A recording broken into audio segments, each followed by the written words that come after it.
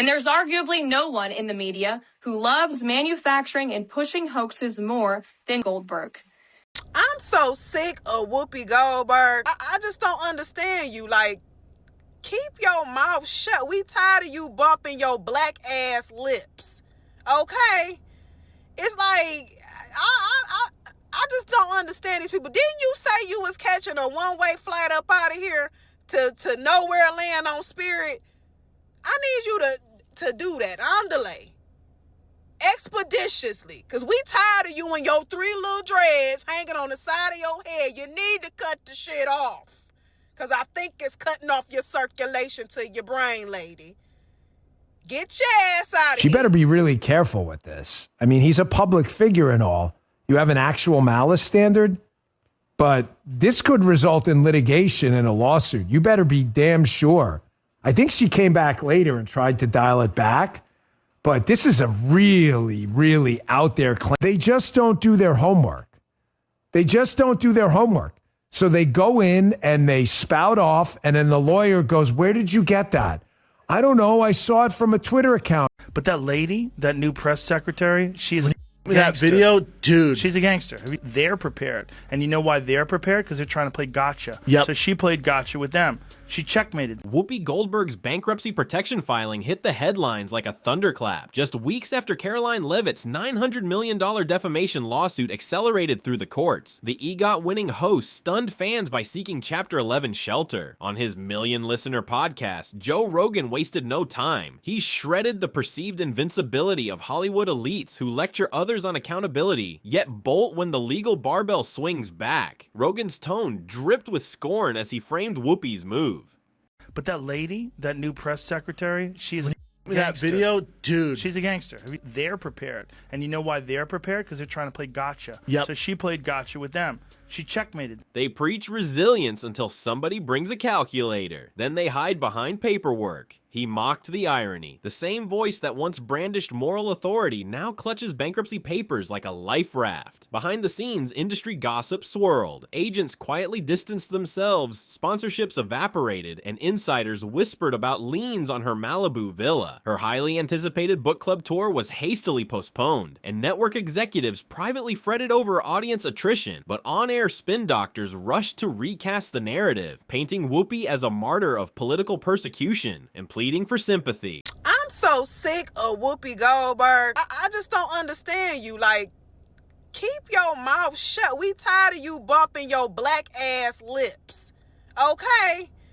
It's like, I just don't understand these people. Didn't you say you was catching a one-way flight up out of here to nowhere land on Spirit? I need you to do that on delay. Expeditiously. Because we tired of you and your 3 little dreads hanging on the side of your head. You need to cut the shit off. Because I think it's cutting off your circulation to your brain, lady. Get your ass out of here. Rogan tore through each excuse with ruthless precision, quoting leaked deposition snippets and pointing out that financial shields don't erase reputational wounds. She better be really careful with this. I mean, he's a public figure and all. You have an actual malice standard, but this could result in litigation and a lawsuit. You better be damn sure. I think she came back later and tried to dial it back, but this is a really, really out there claim. They just don't do their homework. They just don't do their homework. So they go in and they spout off, and then the lawyer goes, "Where did you get that?" "I don't know. I saw it from a Twitter account." He ridiculed the victim's storyline, quipping, "This isn't a comeback tour. It's a clearance sale at a store that never had customers." His listeners erupted as he highlighted the contrast between daytime's polished veneer and its crumbling underbelly. Between scathing punchlines, "They're brave until the lawyers show up with ledgers," and wry anecdotes about Hollywood's bubble, Rogan set the bar. In the court of public opinion, you either own your words or pay the price. No network apology ad or glossy magazine profile could eclipse his verdict. Hollywood's protective cocoon had burst, exposing raw nerves and empty trust funds. As Rogan's audience laughed in unison, one question cut through the chaos. But how did the queen of daytime TV end up running for financial cover? And what happened next would shock everyone. Watching this clip, I couldn't help but think how ironic that Whoopi Goldberg and Joy Behar and the rest of the ladies on The View spend their time calling Republicans the conspiracy theorists. But they have been wrong about everything they have said over the last couple of years. Caroline Leavitt didn't tiptoe into court. She barreled through the doors wielding a $900 million lawsuit that stunned both red carpet elites and Capitol Hill insiders. Fresh off her rapid rise as the youngest press secretary in modern White House history, she watched The View's hosts smear her reputation on live television. Rather than issuing a tepid statement or crying foul on cable news, Leavitt assembled a crack legal team, drafted charges of willful defamation, and demanded nearly $1 billion in damages. Why so high? Every public figure's name carries value, and hers was being dragged through the mud for political theater. The number wasn't just symbolic, it was a strategic sledgehammer calibrated to force both a public reckoning and a financial reckoning. In the lawsuit's 87-page complaint, Leavitt's attorneys cataloged 11 specific false and injurious statements. Claims that she peddled conspiracy theories, labeled moderates traitors, and misrepresented policy positions in whispers behind closed doors. They argued those allegations cost her speaking engagements, brand partnerships, and millions in potential book deals. She backed those assertions with text messages from producers, internal emails from ABC Legal, and sworn affidavits from former staffers attesting to her integrity under fire. You know what's flawed? That show is flawed. That show is flawed, and the ratings show it. So now you guys are desperate. You're going to find some sad little conservative who will go. Each exhibit read like a bullet list of betrayals, unscripted barbs that became front-page headlines. Late-night pundits scrambled to decode the legalese, but even they couldn't ignore the raw audacity, demanding 9 figures to hold a multi-camera talk show accountable. Social media exploded as clips of The View's hosts awkwardly sipping coffee were recut to underscore the lawsuit's gravity. And there's arguably no one in the media who loves manufacturing and pushing hoaxes more than Goldberg. They made a mockery of defamation law, one legal analyst said. She just turned that mockery into a courtroom masterpiece. Podcasts dedicated entire episodes to unpacking the strategy. Was this a cynical play for ratings or a genuine fight to reclaim her name? The debate only fueled more clicks. By filing such a staggering claim, Leavitt transformed a daytime TV spat into a headline-dominating saga. She rewrote the rules. Smear a career on live air, and you might pay your life savings to do it. But this seismic move wasn't just about money. It was a declaration that words have consequences, and that even the most powerful media institutions can be held answerable. And that legal hammer, it was only the opening salvo of a much larger media war. I would like this young lady this is her first job, I would like her to do a little homework. Because she said something yesterday that really pissed me off. And that was, she said, there will be no wokeness here. Oh, yeah. Let me explain something to you. Because without that wokeness, you might not have that job. I think she's probably been put in there because, according to Donald Trump, she's a 10. You know that's what it is. Once lauded as the unshakable matriarch of daytime television, Whoopi Goldberg's financial kingdom began to show cracks the moment Caroline Leavitt dropped that $900 million lawsuit bomb. Behind the laughter lines and trademark wit lay a web of precarious finances. 7-figure homes in Malibu and Manhattan, a portfolio of production deals, and endorsement contracts that looked bulletproof until they weren't. Insiders report that as media outlets dissected Leavitt's complaint, advertisers quietly requested audit clauses and contingency clauses in their contracts with Goldberg's production company. Luxury brands that once clamored for her seal of approval put partnership talks on ice. Unwilling to risk association with a host now squarely in the crosshairs of a high-stakes defamation suit. Her spokesperson scrambled to reassure fans that Whoopi's bank accounts were in excellent shape, but the real story spilled out in scattered court filings. Lists of major assets revealed liens for unpaid property taxes in New York, a line of credit against her Montecito villa, and a still unpaid judgment stemming from a decade-old royalties dispute. Industry accountants crunched the numbers behind the scenes. Even a conservative estimate of her net worth couldn't comfortably absorb a 9-figure judgment without restructuring. Ratings for her spin-off shows dipped. Viewers, once drawn by her bold commentary, now tuned in with an undercurrent of schadenfreude, waiting to see how the high-profile star would navigate this very public. If you ask people, even in the legacy media, even the Trump haters, they will tell you the approach has been much different. Not just for me, but the entire White House. Oh, absolutely. They come in my office every day and they'll admit that off the record. maybe not on the record, but they will say they appreciate the access and the transparency and the preparation that goes into my briefings, and everybody on our team, by the way, who goes out to the camera.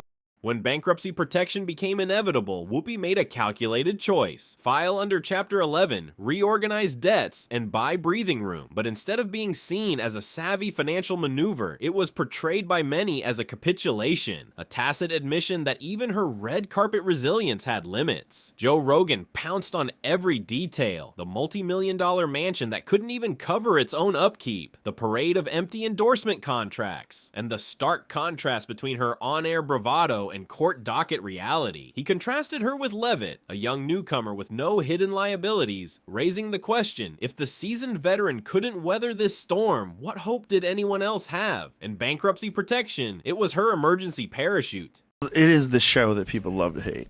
Yes, that's true.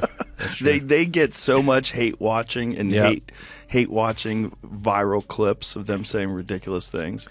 I mean, it is a rabies-infested hen house. When news of Whoopi Goldberg's bankruptcy protection filing broke, Joe Rogan didn't sip his mushroom tea and offer condolences. He lit into it like a prizefighter unloading on an open mat. On his podcast, he opened with a razor-sharp hook. Here's what really happened. She built an empire preaching accountability, then folded like a cheap lawn chair when the invoice arrived. Rogan parsed every detail, from the timing of the Chapter 11 petition to the glossy PR spin that tried to recast Goldberg as a victim of political vendetta. Very strange show, but it's fun to watch. It's just fun to watch them. It's good entertainment. Yeah. Undoubtedly. Well, they're just, it's interesting because I think Sunny is very intelligent, but she's ideologically captured. Right.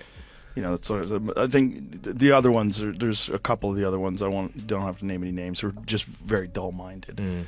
But I think Sonny's not one of them. Each point was hammered home with brutal clarity. You can't wag your finger at every tweet and then hide behind a judge's gavel when someone points out your own receipts. He went on to compare her to countless lesser-known hosts who weather honest critique without theatrics. If your brand is resilience, he said, you don't declare bankruptcy the moment someone challenges you. Rogan contrasted that with Caroline Leavitt's approach, standing firm amid swirling controversy, refusing to back down even under threats of defamation suits. His tone was part mockery, part philosophical. He riffed on how true strength is measured not by how loudly you preach, but by how gracefully you endure the pushback. Listeners heard him dissect the cognitive dissonance. A decorated entertainer who once joked about speaking truth to power, now invoking legal protection like it was a backstage pass. People want us divided, and they aren't just here in this country. They're foreign adversaries who are infiltrating our social media because it is prudent for us to stay that way. So when you see something that really pisses you off, you should triple check that one. Yeah. But I think that's why people like our show, because they know that we are checked by ABC News. But we're checked by everybody. Yeah. I mean, if we're wrong, we have, the legal note here. The human legal But we went from Walter Cronkite basically to this guy Joe Rogan, who believes in dragons.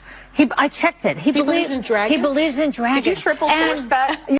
Between caustic punchlines, they sell tough love on daytime TV, but real love means standing by your words. And wry anecdotes about everyday people facing fallout for much smaller mistakes, Rogan underscored his central thesis. In the podcast realm, authenticity wins, posturing loses. He eviscerated the idea that Chapter 11 was a clever tactic, calling it instead a gilded retreat. Each reference to Hollywood's safety net, high-powered lawyers, friendly press outlets, hush money settlements became more grist for his mill. They think they can buy themselves freedom of speech, but you can't litigate charisma. His callers chimed in live, offering stories of lesser-known creators who risked everything for their convictions and never flinched, underscoring Rogan's message that true accountability demands no exit ramp. By the time the segment ended, he'd achieved more than mockery. He'd drawn a stark line in the digital sand. Sympathy is a luxury reserved for those who earn it, not those who demand it. But Rogan's takedown was only the opening salvo. Next, we'll see how legacy media scrambled to contain the fallout.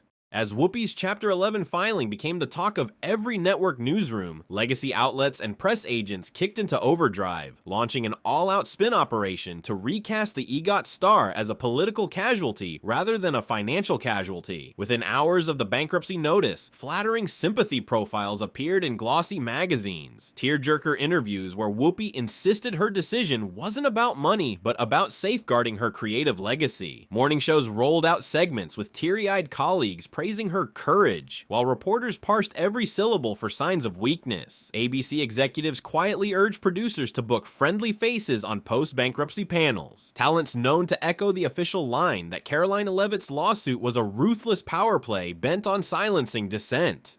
Despite the orchestrated empathy tour, cracks began to show. Journalists with less skin in the game started asking tough questions on cable panels. Why file now instead of absorbing a possible judgment? Couldn't her team have pre-negotiated a settlement? One financial columnist pointed out that Chapter 11 is rarely used by individuals whose net worth dwarfs their debts, calling Whoopi's move a celebrity's luxury fallback, not a necessity. Even sympathetic profiles stumbled over the truth. Leaked court documents revealed Whoopi's team had shopped potential settlements in private for weeks, an almost comical contrast to the public narrative of abrupt crisis. Meanwhile, social media became a battleground. Memes juxtaposed Whoopi's on-air confidence with images of her bankruptcy petition. Twitter threads dissected the disparity between her fearless advocate persona and the person now pleading for legal protections. Hashtags like Whoopi Goldberg Gate and Chapter 11 Queen trended as influencers added their 2 cents, some mocking, others adopting a hope she bounces back tone that felt more backhanded than genuine. High-profile commentators noted that public sympathy is fickle, earned by transparency, lost by perceived hypocrisy.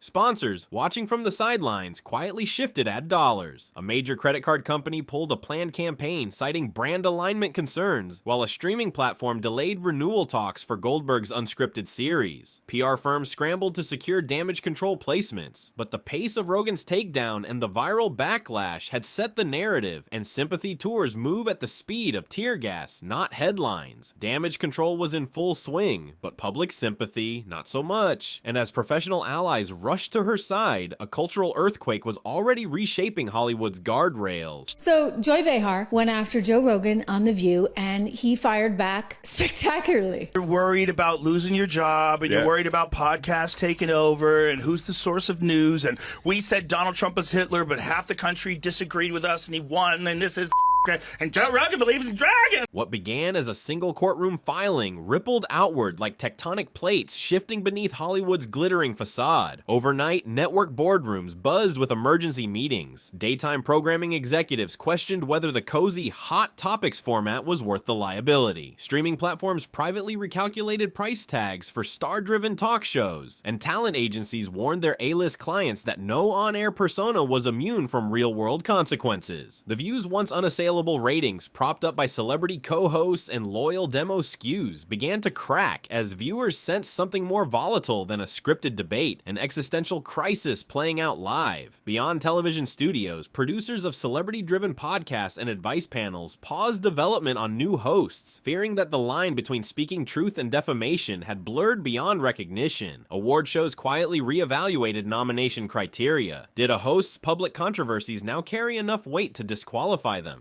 Even high-priced ghostwriters and PR strategists felt the tremor, as their contingency fees doubled in response to a surge of affluent personalities seeking preemptive reputation insurance. Behind closed doors, entertainment lawyers celebrated a feeding frenzy, billing by the hour to draft indemnification clauses that once existed only in boardroom hypotheticals. Social media consultants delivered grim data. Engagement spikes around scandal now carried a bitter aftertaste. Clicks didn't always translate to brand loyalty. Music festivals and live event producers nervously overhauled force majeure language to explicitly cover defamation suits triggered by onstage commentary. The boundaries between politics, entertainment, and legal liability contracted, leaving public figures vulnerable to a new era of strategic accountability. No longer could a celebrity outrank a court clerk network's signature. Even fans felt the tremors. Hashtag communities once dedicated to Team Goldberg or Rogan Army fractured into warring factions arguing over free speech versus responsible speech. Streaming metrics revealed that podcasts tackling nuanced legal debates quietly outperformed celebrity gossip shows, signaling a shift in audience appetite. Brands reeled. One major lipstick label quietly yanked its long-standing endorsement deal, citing brand safety concerns after internal focus groups reported a spillover of distrust. In this cultural seismic event, everyone, from TV's most luxurious power players to fledgling influencers, learned that a viral moment can become a financial reckoning in less time than it takes to cue the next segment. The louder legacy media cried foul and demanded protections. The clearer the real story became. In today's era, words aren't just wind, they're weapons, and every speaker carries the weight of potential fallout. And the louder they cried foul, the clearer the real story became. Amid the spectacle of court filings, bankruptcy petitions, and viral takedowns, Joe Rogan struck at the heart of the controversy with a broader truth. This isn't about silencing dissent or weaponizing legal threats. It's about owning your words and accepting the consequences when your platform backfires. On air, Rogan paused between jabs to draw a stark distinction. Cancel culture hounds people for unpopular opinions, often absent any due process. What Levitt did was resort to the legal system with its rules, evidentiary standards, and judge-made precedents. Hardly a mob trial. Rogan argued that if you build a brand on calling others out for supposed wrongdoing, you can't shriek hypocrisy. When someone points their own finger back at you, he traced a lineage of media figures who claim moral superiority, yet quietly settled lawsuits behind closed doors, never once inviting the public to watch the finer points of their legal.